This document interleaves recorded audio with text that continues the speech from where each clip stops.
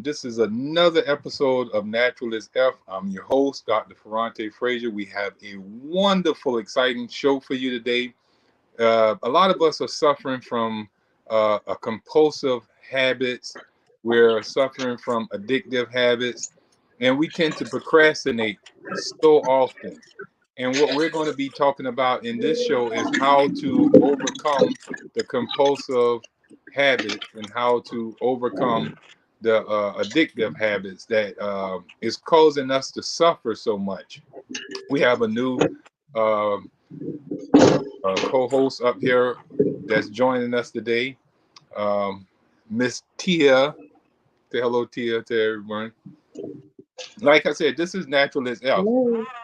and we're actually here every Tuesday at 6 o'clock teaching you a holistic way to health called natural hygiene. You can get in touch with us at heal.me/FF. That's heal, HEAL .me/FF. Now, we had a show not too long ago where we were talking about eating disorders, which there were 3 eating disorders. Now, we're not medical doctors, we're not herbalists or anything of that nature. We are just educators of natural hygiene, teaching people how to live in such a way where their body will automatically heal naturally, or they can prevent disease from occurring in their body, provided that they don't poison themselves or neglect their bodies or anything of that sort. So we talked about these 3 eating disorders. One of them was the bulimic. The bulimic was one who would eat and then throw the food up. And we also talked about the anorexic, the one who just didn't eat, but still saw themselves overweight and stuff like that. Then you didn't have that many people who suffer from anorexia, or you didn't have that many people suffering from bulimia, but mostly all of the world peoples fall under the 3rd category, which is compulsive eater. All right, so the compulsive eater is what mainly the whole world suffers from. We eat from compulsive. Most people, if they ride by um, Burger King, McDonald's, or Popeyes or KFC, they pumping all this fumes out. And when you pass by, as soon as you smell chicken, ooh, I want chicken. I'm hungry. Or as soon as you ride past McDonald's, ooh, I smell them nuggets. I smell the fish pat. I smell the Big Mac. Oh, those fries. And you start seeing the fries. You see yourself eating it. You see yourself eating the chicken, the biscuits and stuff like that. And it makes you hungry. So your hunger is not a true hunger. It's stimulated by the compulsive thought of eating this addictive food that have you so addictive to the poisons that are in the food. All right. So what you got going on back there, cuz? What are you fixing? We can't hear you. You're muted. I was making some potatoes for the lady and some broccoli and carrots. Oh, so you fixing a Yeah. good meal for someone that you're helping to correct some health issues, huh? Yes, some steamed veggies. Yes, sir. You see, that's what you would consider to be like one of those hygienic nurses back in the days. Us holistic doctors, we would tell, hey, this is what need to be done, and this. But then you go in there and actually do the hands-on work to get them up and running. Get them right. That's a Yeah. beautiful thing. We call you Nightingale. Well, let me know if I'm too loud in the background because I'll mute myself. You okay? Matter of fact, I was gonna start asking you some questions. Are you familiar with the concept of addiction? I know you done heard the term addiction a lot. We should Yeah. have Michaela coming up here in a minute, and um, she does talk a lot about addiction as well. But before we go into this compulsive and procrastination, we want to hit some of the foundation of what brings us to procrastination. What causes us to procrastinate? Not just because, you know, just out of willy-nilly. There's some steps that forces us to unconsciously, below the level of consciousness, to procrastinate in changing our life. Who don't want to be healthy? Who don't want to live long? Right. Right. Something have to be, blocking our vision to manifest that stuff into our life. So there have to be something, and what we want to first talk about is addiction. And I'm going to read the definition of addiction by a couple of people. And then I want you to, if you want to elaborate on what you think, how that's causing us to procrastinate a little bit. All Okay. right. Addiction is, by definition, the continual and irresistible repetition of a destructive practice that leads to progressively worsening stages of mental, emotional, physical health. Addiction, so defined, is, of course, the bitter enemy of the health seeker. All right, so that's one definition of addiction. It is the Hmm. definition, the continual and irresistible repetition of a destructive practice that leads to progressively worsening stages of mental, emotional, and physical health. Right. What do you think about that? Well, sounds like what it is. Exactly what it is. As far as me, I can only speak for my own self in my life. Um, Addiction is, in lack of better words, brain damage. Basically, you don't have the programming or it's not sparking or the connection that you need to realize that what you're doing to yourself is killing yourself, and you're doing it in a repetitious way, which can be considered insanity, but it's referred to as addiction. So what if you don't know what you're doing is damaging to your emotions? Like, for example, we grew up, in our family, because think about it, we grew up eating a bunch of fat back, fried chicken, turkey wings, oxtails over red rice, with the collard But we greens and also all the seeing pieces. the effects of all that stuff on our people and on ourselves. So it still goes back to the mind and the brain and the development of it, as far as the brain damage, like I was referring back to, because of the simple fact, even though we grew up in that state and that's something you've seen traditionally, something should go off in your mind when you start seeing family members die off from diabetes, cancers, and all these ailments, because they too live the same way. Something should go off, something should spark. But I guess over time, after you utilize this and it desensitizes you, then you think the very ailments are passed down through your bloodline. I guess what they make you think it's hereditary, Right. instead of you just realizing it's something else you should be doing. So here I'm hearing the continual and irresistible repetition of a destructive practice that leads to progressively worsening stages of health, mental, emotional, physical health. So even though a lot of our people are seeing people suffer from diabetes, high blood pressure, cancer, uh, going blind, losing limbs, and all type of stuff, and Right. unwilling to give up their honey bun, unwilling to give up their, their pound cakes, unwilling to give up, all the seafood that's causing them to have all the flare ups, they lupus and all type of different things of that nature. They're unwilling to give up those things, but here it is. They're seeing people suffer. They're seeing themselves starting to suffer, but they still have this so-called addiction or this addictive personality that's allowing them to continuously do the very thing to cause them to become worse, sicker, and even lead to their death. Is that Right. lining up with the definition? Yes. So That's lining right up with the definition.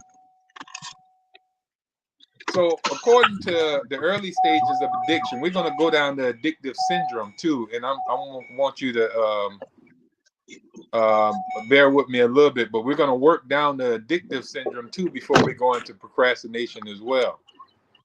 But Okay. during the early stages of addiction, the individual builds up a tolerance um, to and like a dependence on the addictive substance. Now, this don't have to always be a substance. It can be a repetition of going to the park every day. It can be a repetition going to the gym and exercising. So it don't always have to be a negative addiction, and we're going to talk about that too. It can be a positive Right. addiction. Right. You We can do call too that the much of EA anything. scale. Right. Right. So it's in the early stages. When you're starting a thing, you're going to learn to tolerate it, and the more you're able to tolerate it, and you develop a dependence upon it, that's when it's going to start holding you in a grip pliers. You know what I'm saying? Or in a mean grip. So basically, what Trying you're saying, like to, whatever you don't have control over has control over you. yeah, because once it gets you in a grip and you try to break it cold turkey, man, you're going to start having withdrawal symptoms. You're going to start having tortures of trying to stop a thing. You're going to have the tortures. Your body, like, let's look at like heroin, for example. A person stops the use Right. of heroin, their There's a body goes physical into body shock. withdrawal. Yeah, Right. it goes into mean shock. But that's we know the withdrawal symptoms of heroin. But what if we start withdrawing from, we calling it hunger because we ate breakfast at 10 o'clock in the morning, and by lunchtime Hmm. we it's 12 or 1, and we sitting there raving this hunger pain. And we're Right. thinking that those are true hunger pains when they're actually just a withdrawal sensation of not being narcotized by some stimulating food, some addictive food that we're used to eating, the grease, the salts, the Hmm. sugar, all the other seasonings that we put on our foods and stuff like that. So we're actually addicted to food. And by us being addicted to food, then when we don't eat for 2 or 3 hours, we start, oh God, I'm about to die. You know what I'm saying? Right. Oh, I gotta stop and get something to eat. So we're That's a having fact. torture. We're thinking it's hunger, but it's actually torture that we're going through of withdrawals when we don't eat for a couple of hours or so. It's not true hunger. Because you've gone so many days without eating, right? Right.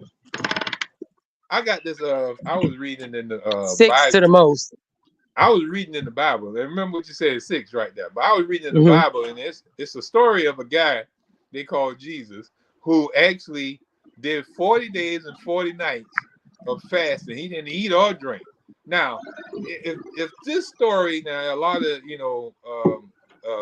people who follow the Bible, they believe in Jesus and that he didn't lie, anything like that. So if he said that he went 40 days and 40 nights without eating and drinking, well, you can imagine his stomach made that growling noise right a couple of times, right? You can imagine he had a headache. You can imagine he had that all gone feeling that we call hunger pains. You know He what I went through mean? all the withdrawals. Right. But it said after 40 days, he became hungry. It didn't say that those was hunger sensations that he were going through. It said after 40 days, he became hungry. So what was that feeling? You know what I'm saying? To let him What or was he going signal through to before him he got that there? he was hungry. Right. You see what I'm coming from? But Yes, a sir. lot of us don't know what hungry is because we don't know because we never went 40 days and 40 nights and became hungry. As soon as we get a gnawing sensation or we get that all gone feeling or the clock hit 12 o'clock, We it's ready. lunchtime. You know, that's what we call hungry. You know what I'm saying? That Hmm. is what we call hunger. you know. So we have to pay attention to our addictive principles that we have here. Now I'm gonna go down the addictive syndrome, and I'm gonna read it, and I want your feedback, okay? And this is not Okay. only going to help you; it's going to help me as well. All right, all right.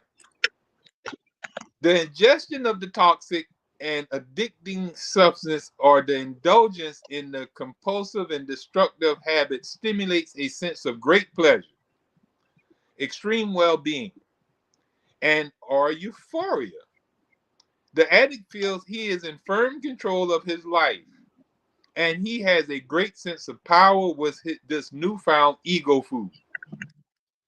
Now, we can put this with anything, you know what I'm saying? We can put this with, let's say, this drugs, for example, you know what I'm saying? Um, a person might be feeling low in energy and they take a drug to stimulate them.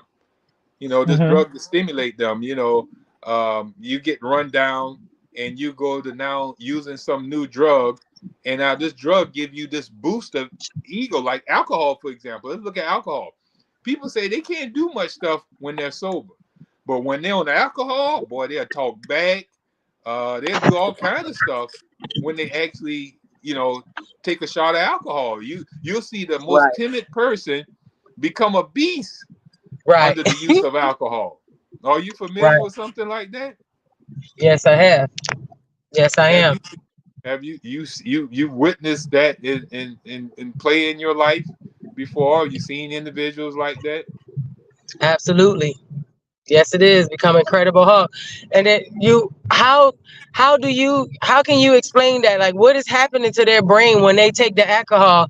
What makes them convinced that they can now beat everybody and take on the whole world in that way? It's again a distortment of the mind. So again, I just, lack of better words, brain damage. Is that what's happening?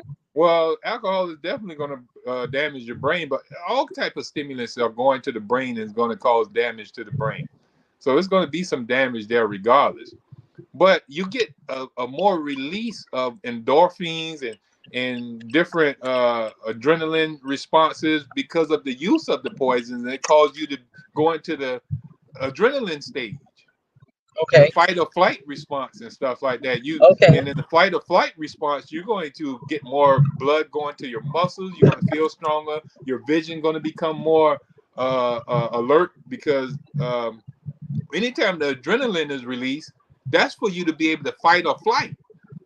So you're going to get more strength in your legs. But imagine you're not under attack or anything. You just release adrenaline, and when it became an adrenaline junkie, and you're not actually in fight or flight, you know, or there's nothing to run from. There's nothing to Right. fight. You just activating your fight or flight adrenaline response just every time you use the drug. Every time you drink the alcohol, you're releasing your sirens of flight and fight when there's nothing behind you. You know, so but you Right. get this Right. strength, you get the pull from energy from somewhere, and it's going to you're using up all your energy and not even doing anything. So you feel like you said, the Incredible Hulk, because that's what you're supposed to feel when you're releasing a lot of adrenaline. You see where I'm coming from? So they're Yes. going to have Yes. that Yes. until that wear off. Once that wear off, they want to feel that again. You know, they never felt that strong before until they was under the adrenaline state or on the adrenaline response. They feel in Hmm. power and control when they got that adrenaline flowing through you. They say, "I've never felt so much alive." So alive, be You so know what I'm alive saying? before. I've heard people say that they never felt so alive before. So then, how do they release that kind of adrenaline naturally without causing a having to repay in the end? In the long run, how do you That's do the that without having to cost you? well, that's the positive addictions. You can get that from, you know, like for example, you get up there and read a book to somebody for the first time and you're a little child and you get up there and everybody clap for you and stuff like that. Ah, that's an amazing feeling. Or you know, Right, somebody, you know, do something great for you. That's an amazing feeling. You accomplish something in your life right, and you get right. recognition. That is a positive feeling, you know what I'm saying? So it releases Uh-huh. the same endorphins in your body as well as that negative when you're trying to jump off a mountain with a bungee cord and you be oh you know. So it's the same way, but you can get it a more positive way. That's just like what cocaine can release dopamine in your deep limbic system, but also love can do the same thing. You see people eyes wide open when they're on cocaine, right? You see people in love, they eyes wide open. You know what I'm saying?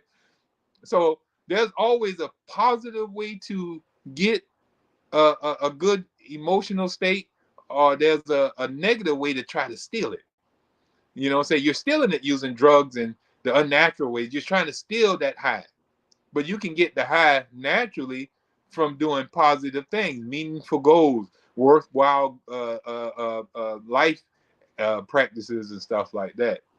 So it's always a natural way to do it, guys. All right. So the chronic stimulation demanded by the addict's habit eventually exhausts nerve energy reserves and leads to low energy, depression, and malaise. Pathological symptoms appear. Total innervation, toxemia, and the descent into disease is the dark destiny of the addict.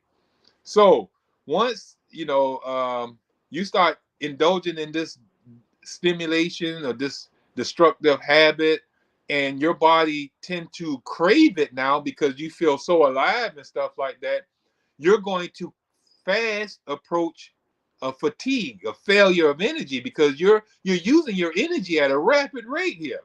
So your body is going to come down to a state of exhaustion. You're going to reach a state of exhaustion.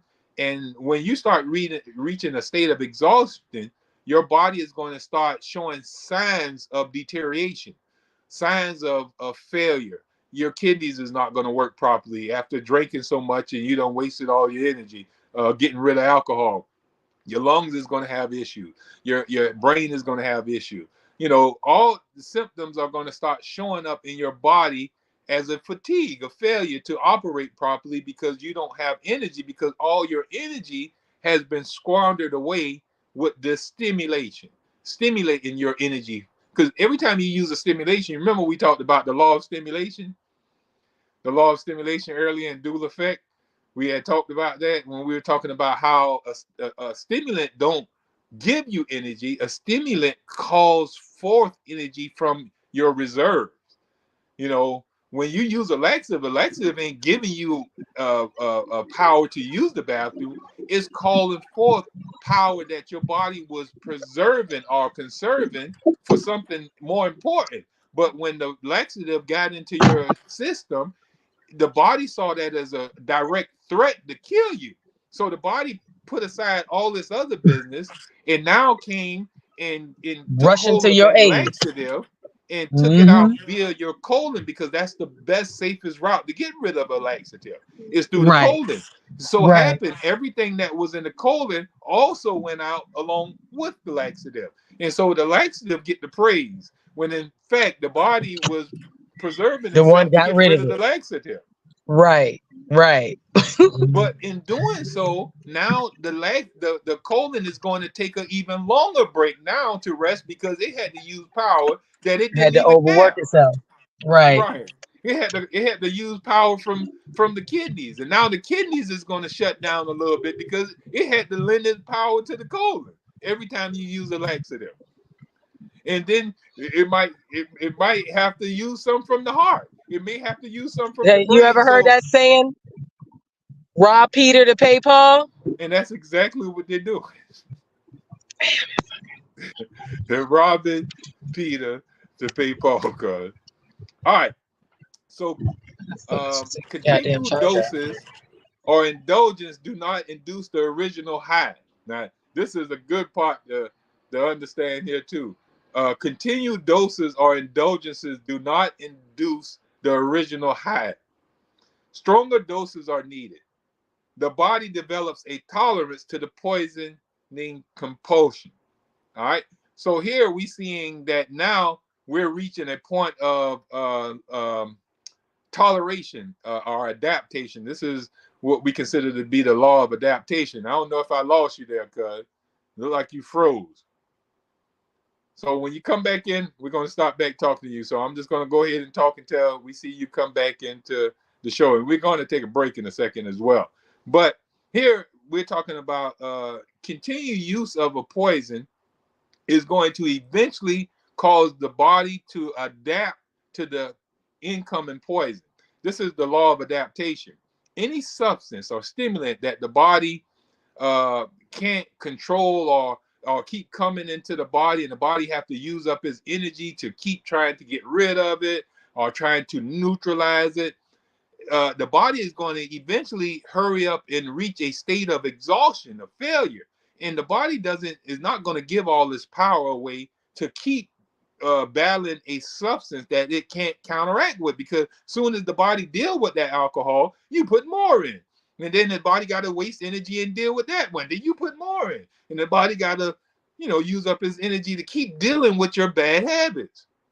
So the body is going to say, well, if I continuously keep doing that, I'm going to exhaust all my energy and I'm going to die prematurely. So what I'm going to do is allow you to drink this poison and store it in out of the way areas, or let it just bring down my level of health just a little bit.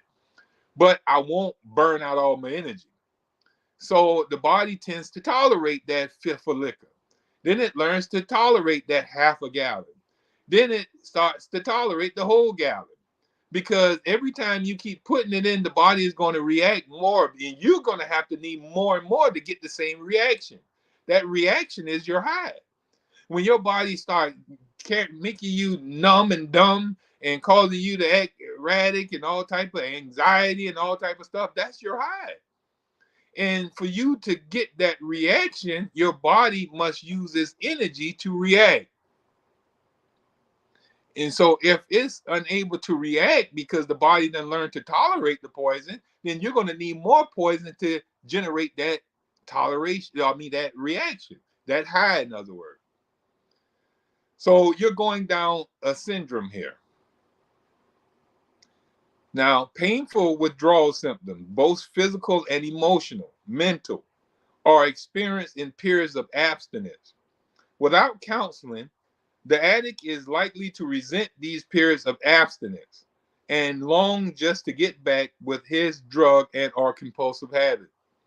So if you were to stay away from a drug for a while, or addictive habit or something like that, you're going to go through withdrawal, and it can bring on depression. And if you don't have a qualified person or someone who can help walk you through it, someone who been through the thing, that's why they got these AA meetings and they got these NA meetings. They even got overweight, Overeaters Anonymous as well. So you got anonymous programs for just about everything mankind is addicted to or suffers from. A group that's can actually help you get out of your problem. You got Sex Anonymous, sexaholics, Sex Anonymous, people who overwork, people who spend too much money, shopaholics and stuff like that. So there's a group designed to help anybody break free from the addictive syndrome that they're going down. And you need help during those painful times to help you push through them until your body break free from the chain that substance or that habit has on you. So we're going to stop there and come and take a quick little break, and we're coming right back to finish this addictive syndrome, and then we're going to go into the perils of procrastination. So we'll be right back.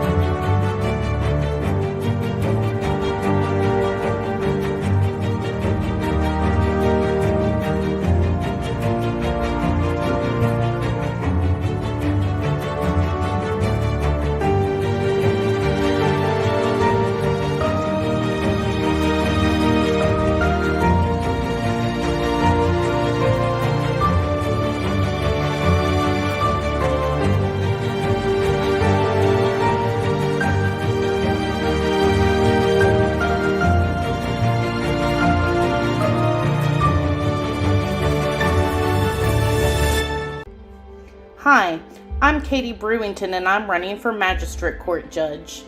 Magistrate court is often called the people's court because people represent themselves or are pro se litigants. Magistrate court handles civil claims up to $15,000, dispossessory proceedings, pre warrant applications, and good behavior bonds. I'm a great candidate for judge because I have the experience, compassion, and drive to get the job done.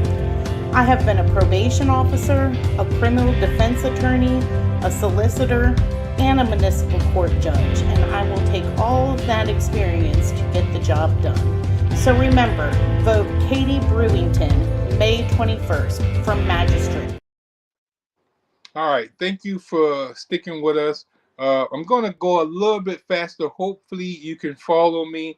I may have to do a little bit of this show next week as well because there's so much valuable information that need to be put out where you can understand when you're going through addictive syndrome and you need help.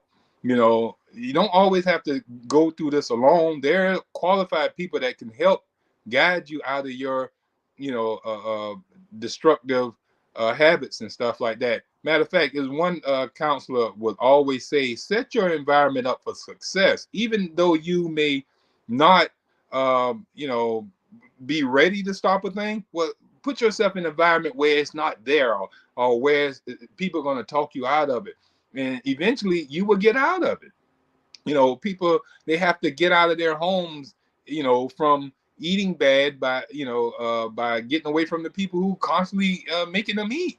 You got some people who got friends that's all their friends because they love to eat, or they love to drink, or they love to use drugs. They say birds of a feather flock together. So you may have to change some of your environment if you want to change, what you're doing, your habits and stuff like that. You can't expect to, be playing baseball on a football field. You're going to end up playing football if you with a whole bunch of people who got football gear on and they're playing football. You're not going to have nobody to play with if you want to play baseball. You're going to eventually start playing football with them where you can be a part of the team and be a part of the group.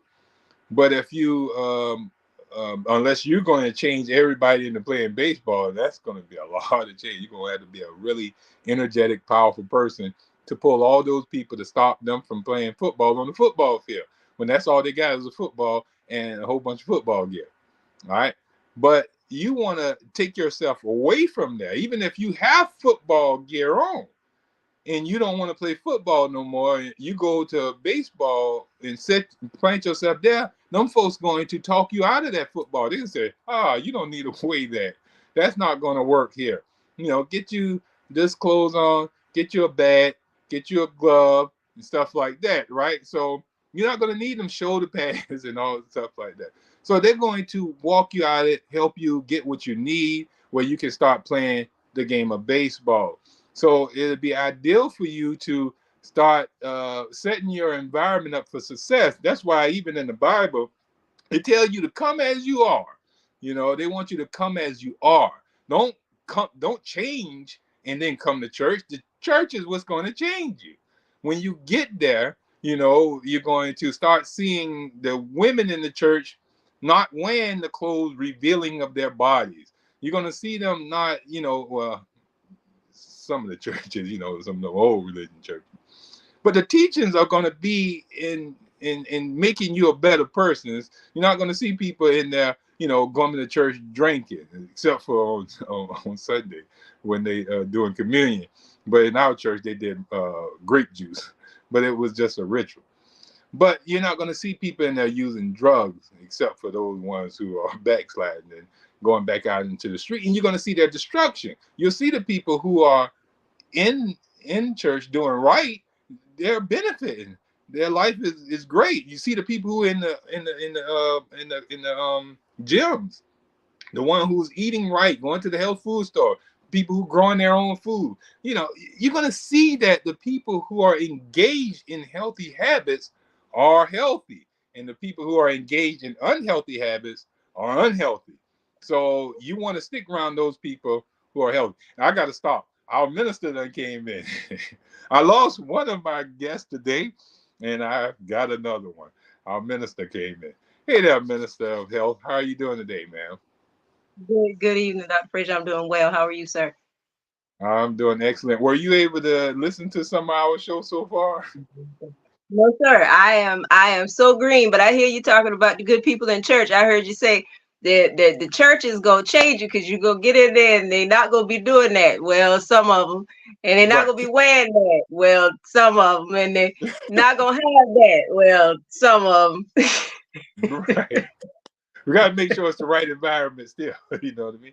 And that's even with health. When you change your life into a healthful lifestyle, well, you got to be careful what diet you're going in. They got the meat eater diet out here. They got the Atkins diet, the keto diet. They got the South Beach diet. Who knows what church to go to? You know what I'm saying? But if you look at those people in the church and evaluate them, you can see which one would be the ideal. Same thing with your health. The people who are living a holistic lifestyle, and those people who are not suffering from disease are removing their diseases from them, tend to be the ones that we should gravitate towards, and not the medical profession. Because if we look at the medical profession, look how they look. They can't even save themselves. How you going to tell me Jesus is the savior and he's not saving your life? You know what I'm saying? You got to tell me that this pill is the cure. Well, why didn't it cure you? Why are you still suffering with diabetes? Why so many medical doctors are dying from cancer and all these different diseases that they so-called supposed to be healing people of. Can you make sense of that, Michaela? Yeah, we're all but human. So, we backslide. We do that. Um, we think that, and we've been indoctrinated. It's not an easy journey to, I mean, narrow is the road and few who find it. So, Well, I mean, well, it makes sense though. yeah. So what we're doing is we're talking about addiction and the perils of procrastination, of breaking away from anything that is toxic in your world. Now, it's not just the addiction of drugs or anything. We're talking about any addiction or negative addiction, emotional unbalance, anything that is toxic in your environment doesn't create health in you or waste away your energy. We're saying it's very important that you cut loose in ties with those things immediately, and don't wait. Like how you say, how the Bible say, the day you hear my voice, harden not your heart. Don't be like those rebels or whatever. But you make a change right now today, because it was this old church song that you say, don't wait on tomorrow, son, because tomorrow's sun may shine upon your grave. Don't you wait on tomorrow's sun. So you don't. It's very important that we make these changes today. Because we're not promised tomorrow unless we do what we're supposed to do today. We're promised sickness if we disobey the laws of our being. You know what I'm saying? Today, we're promised to be sick tomorrow. We promised death. The Bible said, for all sin leads to death. So here it is. We need to stop the procrastination and break these addictions right now. And what we're doing is going over addictions to show people the addictive syndrome, where they can see the addictive things that they have in their life. And we started off talking about, they first indulge in this toxic habit, um, be it some type of stimulant or whatever, and it gives them an ego trip. They get this profound energy from it, you know what I mean? And they love it. They never felt so alive when they without this thing before, and now they like, I need more of that. I need more of this in my life. I need to do this more often. And it puts me in a fight or flight response, and I'm using adrenaline, and it got my heart pumping. It got me so alert. I've never felt so alert before, because the body is in a state of panic, because you just did something that the body have to be in a fight or flight response from, or you have to respond to. Once that happened, it eventually, being in that high state of adrenaline state for so long, it depletes your nerve energy.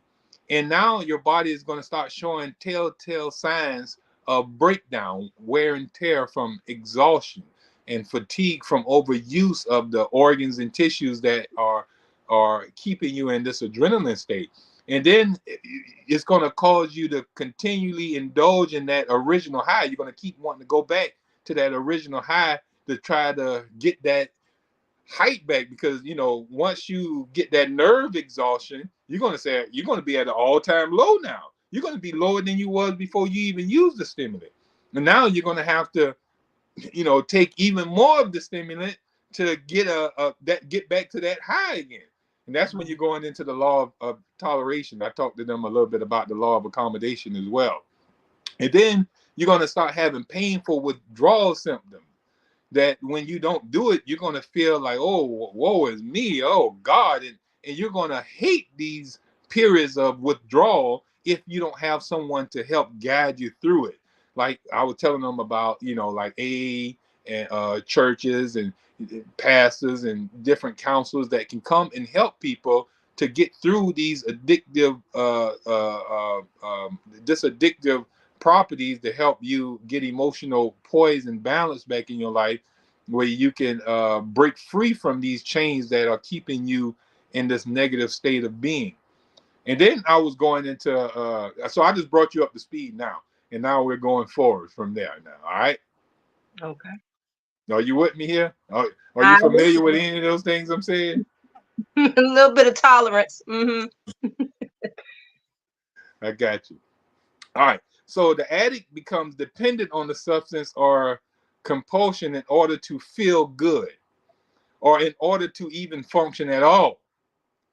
Once the upper levels of tolerance are reached, the individual cannot achieve a sense of well-being or a high at all. He has become a full-blown addict and cannot manage his life without living in addiction. He socially isolates himself from those who care about him and prefers to keep company with other addicts or to be alone. So here we seeing that the person, if they keep on indulging in the compulsive habit, it's going to become a point where their body is going to reach a level, top level of toleration, where it's no longer going to put up with that anymore. And we see that with medical drugs, where the doctor said, well, the individual is not responding to the medicine anymore. So their body was responding first to the medicine first. And if you notice what that just said too, Michaela, the body is no longer responding. Now, if drugs got power and work, well, why is it not doing anything in this person now? Why Right. their body is not tolerating or not responding? Why can't it make the body do something? Right. If it's supposed to have power and it's going to cause the body to do this. I see this so much on my posts. I see so much on social media. These people who are out here selling herbs and remedies and stuff like that. And I always ask them when I see them, I say, well, what's the modus operandi? You know what I'm saying? What gives this toxic thing power to act? You know what I'm saying? How does it act? Like, what does it do to the body that it can force the body into doing something? Then hear it again, it's forcing the body to act on it. It's so toxic that the body must respond and retaliate to this substance when it's intaken into the body. So they're saying that this stuff is good for liver detox. This is good for heart detox. How? How does this thing know to go into the body and go to the heart and clean out the heart? Like, is this some smart tea? Like, is this tea so smart that it won't never make a wrong turn and go to the kidney? It won't never make a wrong turn and go to the lung? How do it know to go to the heart every time? And in every person, you know what I'm saying? This is some smart stuff. These some smart herbs and remedies, ain't it? Some smart drugs. But when we look at it in hygiene, we see that it's actually the body using the preferred route in which to get rid of a certain toxic.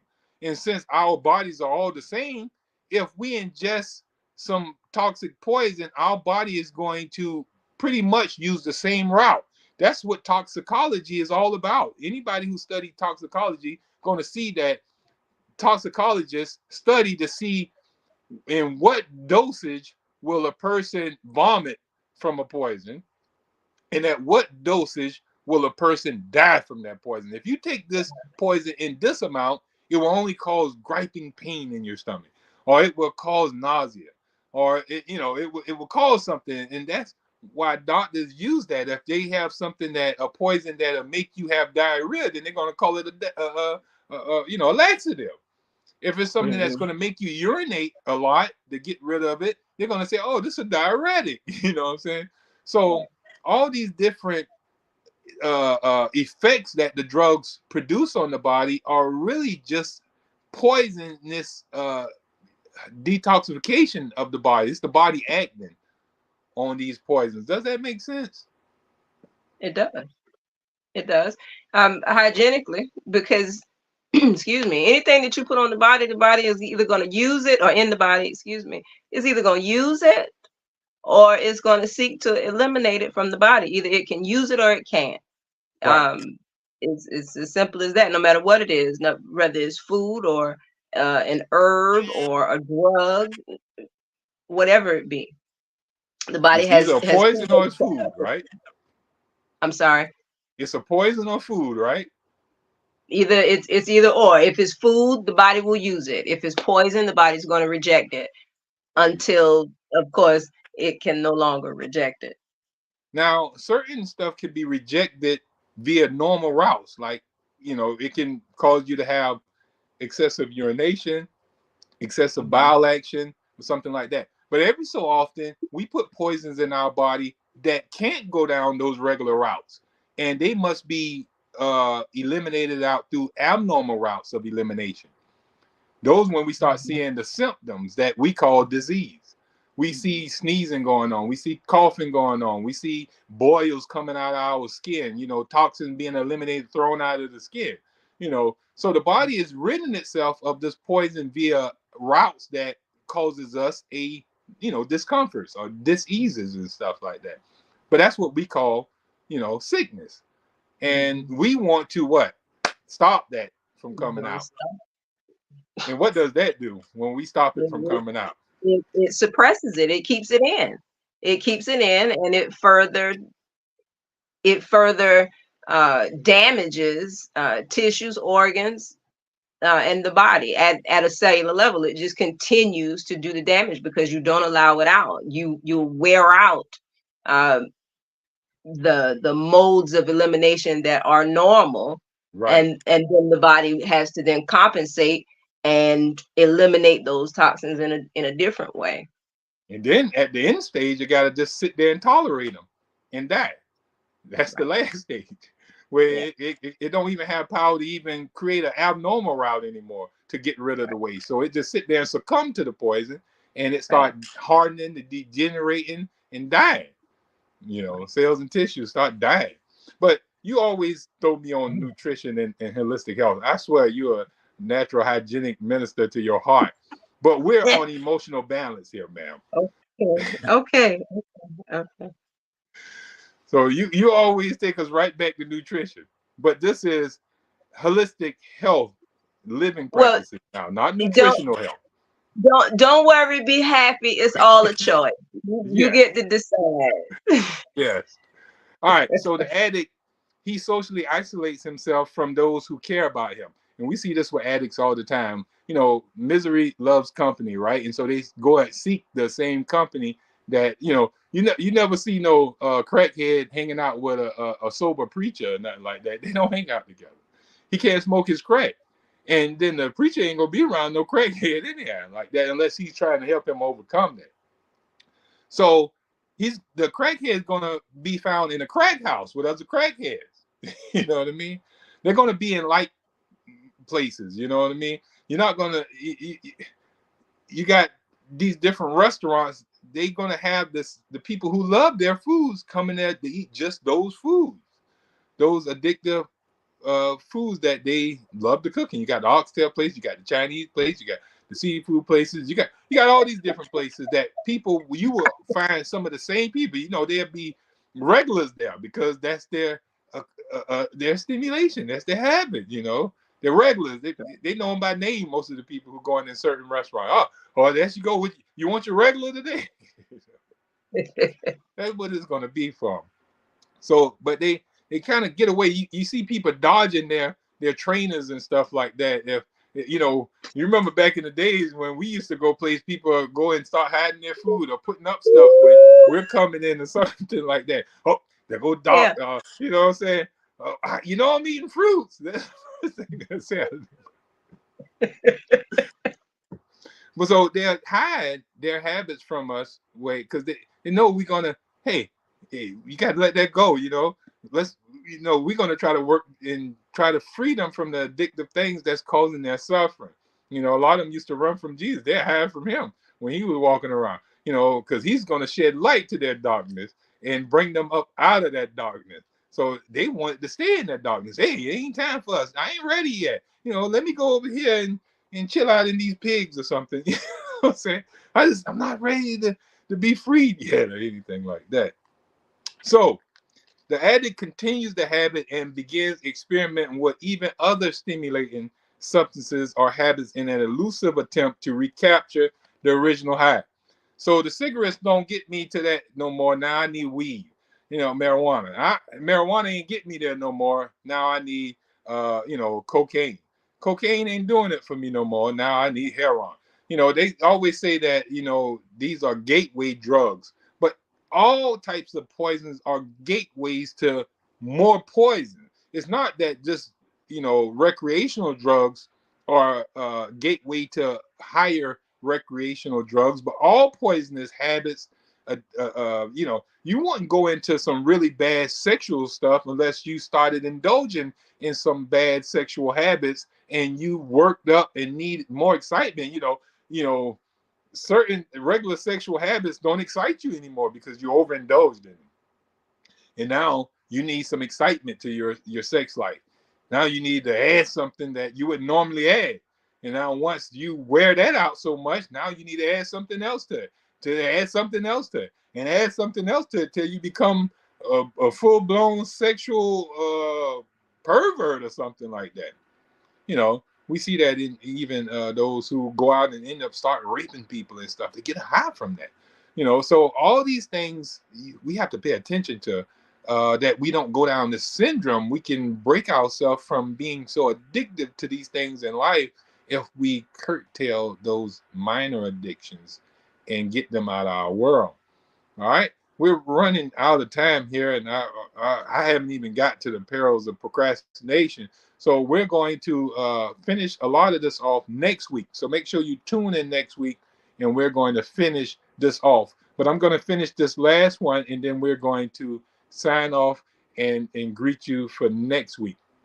But this is your health coach, Dr. Ferrante Frazier with Savannah Natural Health. If you're looking to get over some sickness or, get over some issues in your world, you can definitely get in touch with us at heal.me/FF. So that's heal.me/FF. Or you can contact us at 912-227-9335. We are not medical doctors. We are holistic practitioners teaching you the sound way of health without using any medicine, herbs, remedies, or anything like that. Thank you for putting that up there. It's heal.me/FF. Definitely get in contact with us up there. If you can leave that up there until we sign off. So the addict is finally hooked. By now, his social relationships are usually in tatters with no escape in sight. His lifestyle is a portrait of self-destruction. Indeed, psychological, social, physical, and physiological disorders of many types and degrees typify the addiction syndrome. So you're really turning yourself into a straight out, full blown addict when you allow yourself to run down this whole syndrome. All right. Now, we're going to finish it off with this definition. Remember, we started off with the definition is by definition the continual and irresistible repetition of a destructive practice that leads to progressively worsening stages of mental, emotional, physical health. Now, we're going to sum it up here as an addiction is any process over which we are powerless. It takes control of us, causing us to do and think things that are inconsistent with our highest personal values, and leading us to become progressively more compulsive and obsessive.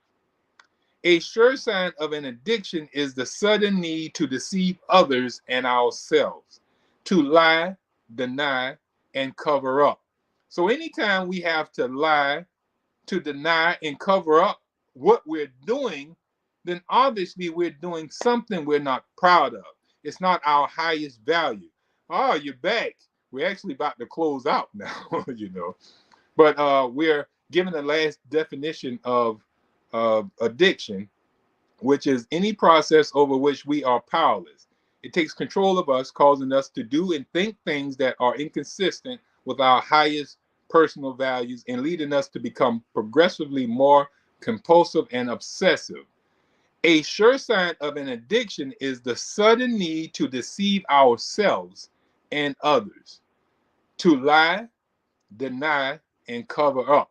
When we start noticing that we're lying about what we're doing, we're denying that it got power over us, and we're covering up what we're doing, we're surely in a state of addiction. And we definitely should look for help in getting over the addiction. So I want to thank everyone who tuned in. I want to thank you, Miss Tia, for coming, Amy, showing back up. I just lost every time I lost you. Michaela came in, and then as soon as I lost Michaela, you came back. You showed back up. So I was never left alone. I thank both of y'all for tuning in. We can't hear you. I'm trying to unmute it. Oh, Michaela says she's going to hang out in the chat for right now. Okay, you hear me now? You hear me now? I can hear you now. I can hear you now. But thank you so much. Okay, we're running out of time. I said that's how. Go ahead. Oh, yeah, we got like I said that's seconds, how so... Michaela and I work with you in real life. Yes. But I want both of y'all at the same time. So best of health and happiness from Savannah Natural Health. We'll see y'all next week. Be blessed.